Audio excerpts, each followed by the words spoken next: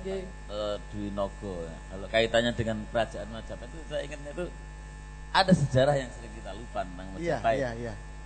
Kalau kita bicara Majapahit harusnya kita bicara leluhurnya.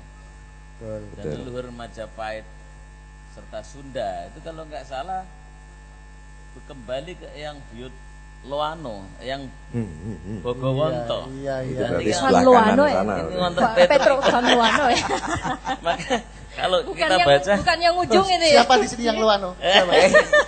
Ujung monggo ini Pak De. Jadi garisnya itu kan lalu Sunda dan Majapahit itu ada perjanjian suci dulu itu. Iya. Tanah Kabumian itu jadi Kebumen. Ya. Itu tidak boleh dikuasai oleh Majapahit ataupun Pajajaran. Galuh Pakuan. Dan kemudian Cirebon larang. Iya. Cirebon sekarang. Itu Ya. tanah larangan yang penguasanya adalah selalu dua. Betul.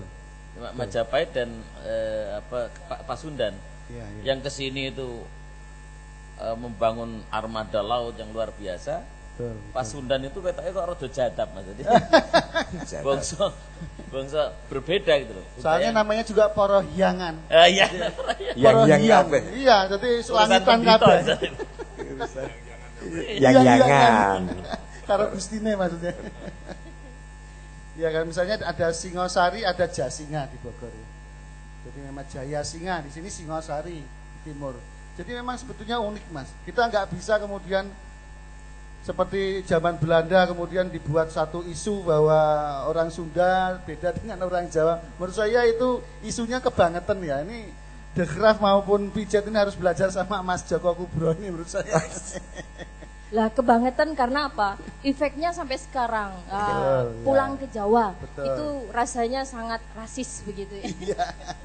Oke. Sebenarnya tengah ini ada break Mas Valerie sama Mas siapa ya? Mas. Nah, ini mau ngebreak sini atau saya teruskan nanti habis ini main langsung. Loh, nek ngono mesti seneng terus Kiai Mas. Aku tanya gini. Padune.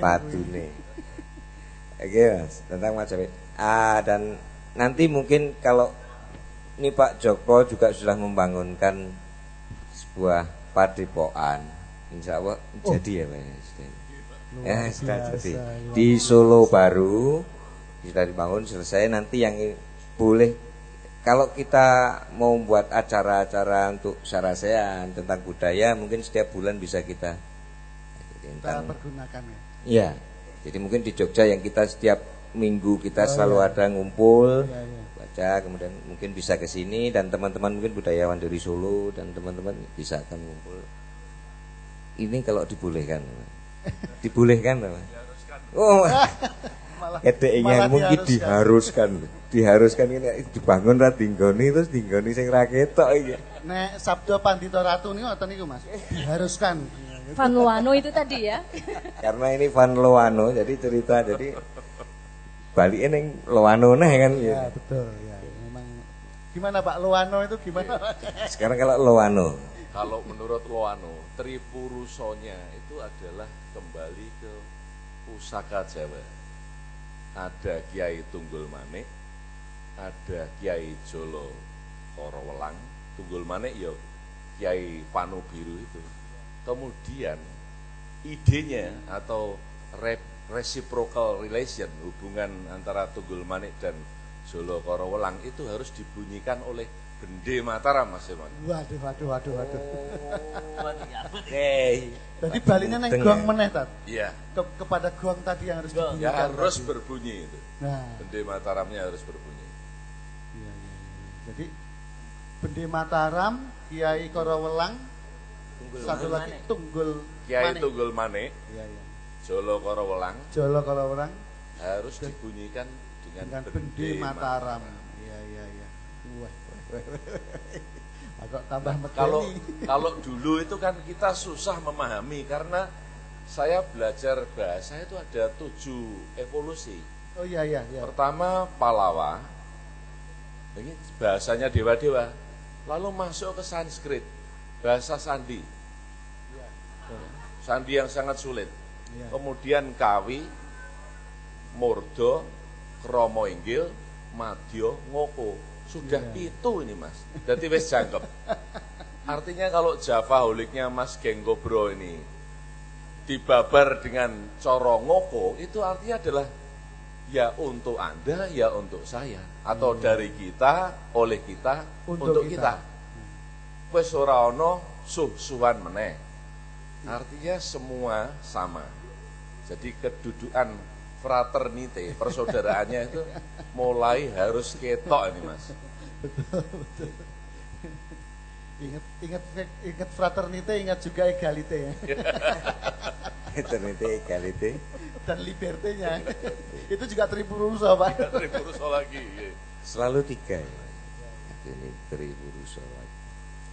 Pak Joko, waktu suatu saat kita ya lelono ya, artinya menggelandang lah, karena kita ini kan Joko Lodang toh. Lodang terus ora tahu turu-turu wae karo ngobrol karo gejreng gitar.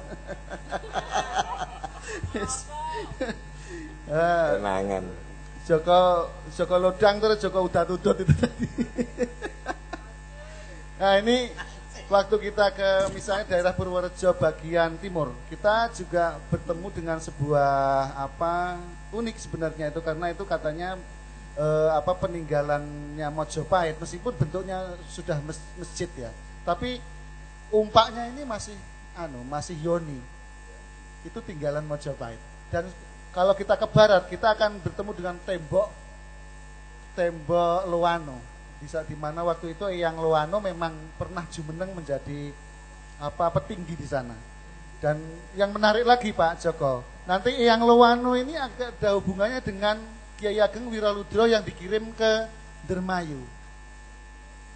Jadi memang kita ini sak Nuswantara, sak Indonesia sebetulnya leluhur kita ini saling terhubung. Jadi memang ketika Eyang Loano memerintahkan salah satu keturunannya itu ke Dermayu, itu sangat menarik sekali sebenarnya. Jadi di sana nanti memulai satu kota di sebelah barat Cirebon yang disebut dengan Dermayu atau sekarang Indramayu ya. Indramayu ini kemudian nantinya di sana muncul juga tokoh-tokoh, ada Kiai Sunan Gunung Jati, ada Nyai Mas Gondo Suci dan lain sebagainya itu di sana. Jadi menurut saya Loano ini juga satu hal yang penting, karena nanti Loano termasuk satu telatah tua ketika Jawa ini masih disebut dengan alas Mentau atau alas Pengging. Kalau dulu sebelum Mentau kita disebut alas Pengging. Di mana Pengging ini di sana sudah berseliweran para leluhur, ada yang Jayaprana, ada yang Mangirwonoboyo, ada yang Loano, ada Nyai Bagelen dan sebagainya. Dan kita tidak boleh membayangkan bahwa Jawa bagian tengah ini dulunya sepi, nyenyet, penuh hutan, itu enggak bisa. Karena kalau kita foto pakai infrared gitu, di bawah Jawa Tengah, di bawah Jawa bagian tengah itu kebak situs. Ini satu metropolis sejak zaman dahulu. Itulah menurut saya ini berkaitan dengan tadi Dwinega Rasa Tunggal dan Janget Pinatelon. Ini berhubungan dengan bukan hanya sebagai orang Jawa atau orang Solo atau orang Jogja, tidak. Tapi budaya ini menjadi pengemban dari kebudayaan Nusantara Indonesia seluruhnya, bahkan menjadi pengemban kabudayaan rat atau kabudayaan dunia. Ini menurut saya metropolis ini harus kita sadari. Kalau kita foto kita gali gitu ya, dari Gunung Merapi ke barat ke arah Borobudur, atau Gunung Merapi ke timur itu ya, ke arah Solo, ke arah Boyolali, itu semuanya ke selatan itu kebak dengan Keraton Selo namanya. Dan itu ada gang-gang, ada gapura-gapura, dan ini luar biasa sekali, sehingga kita malah takut Pak kalau di ekskavasi ya, malah nanti rumah saya katut Pak. Jadi aku mangon neng candi juga manggone. Bisa menerleng neng candi gitu. Oke, Mas. Nggih. Berarti album Geng Kobra tadi dari Kembang Lambe yang dengan Gongso Kapindho Kusmaning Jagat, kemudian keluar dengan Sejatine Padang Sumureng Ati tahun 2009. Maka kalau kita padang semuanya, artine padang, memaknai segala sesuatu dengan berdasarkan arti Padang, maka akan paham dengan sanepo-sanepo, entah itu lagu, entah itu apapun, kita akan memahaminya secara arti yang bersih. Maka akan keluar nanti Surya Katon ing Gapura Praja.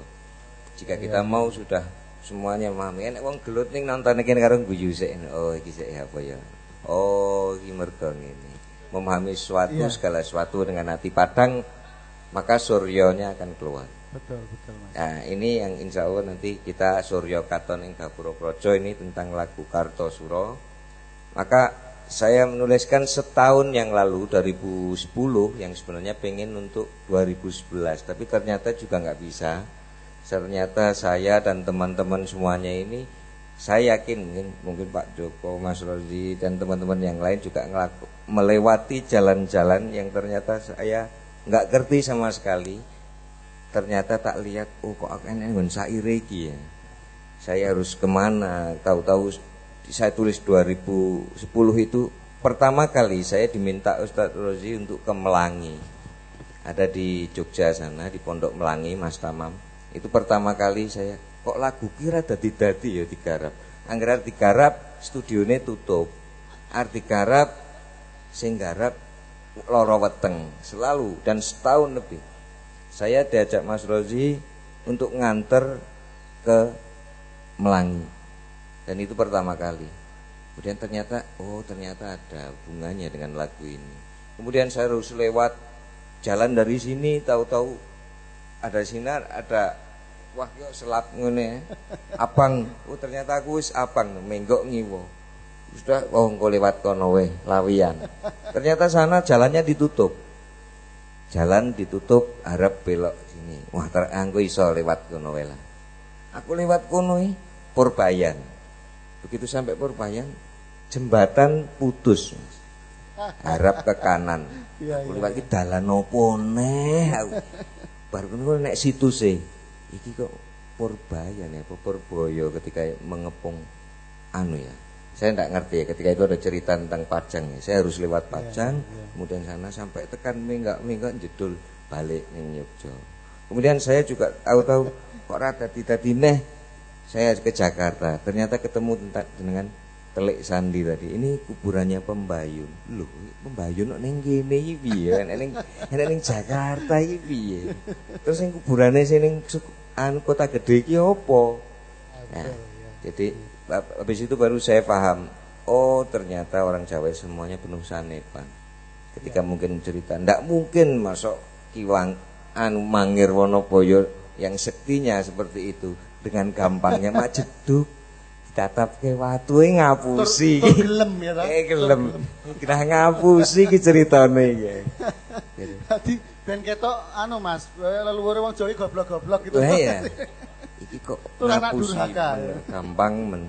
Saya memahami bahwa berarti ketika Pembayun waktu itu kemudian dihilangkan ceritanya setelah peristiwa Mangir, saya memahaminya bahwa dia kemudian oleh eyang-eyang itu ketika itu era Sultan Agung. Sebelumnya Mas. Iya, Panembahan Senopati. Terus perang ke Jepara, kemudian menjadi pasukan Telik Sandi yang dikirim di Jakarta. Dan ketika era Sultan Agung menyerang Jakarta, ya rasah mlebu tekan Jakarta wong putune wis tak keke kono dari Telik Sandi. Dan akhirnya kalau melihat ceritanya bahwa cucunya lah yang memotong kepala JP Kun waktu itu. Jadi ini banyak Telik Sandi yang sebenarnya memang sudah yang kita itu pinter-pinter ya. Nek nyerang Jakarta rasa ning ngarepan wae dar kon jero wis diceklik. Jadi perjalanan itu Mas yang saya lihat dari lagu Kartosuro, dan insya Allah nanti habis ini langsung saya nyanyikan kira-kira seperti apa. Iya.